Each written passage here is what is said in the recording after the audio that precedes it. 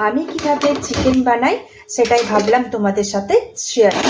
দিয়ে দেবো সর্ষের তেলে, দিয়ে দিলাম তেজপাতা, পেঁয়াজ দিয়ে দিলাম। ভালো করে পেঁয়াজ একটু হালকা ভাজা হয়ে গেছে, মশলা দিয়ে দেবো আদা, রসুন, কাঁচা লঙ্কা আর গরম মশলা বাটা, পরিমাণ মতো হলুদ, লবণ, সামান্য একটু লঙ্কা গুঁড়ো, দিয়ে দিলাম অল্প করে একটু টমেটো কুচি, একটুখানি গোলমরিচ গুঁড়ো। এরপরে দিয়ে দিব চিকেন। এই চিকেন মশলা সব একসাথেই ভাজা হবে।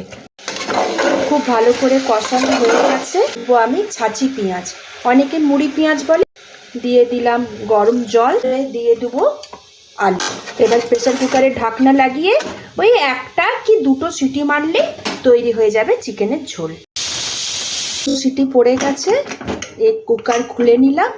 এই কেমন হয়েছে, তৈরি হয়ে গেছে আমার চিকেনের ঝোল।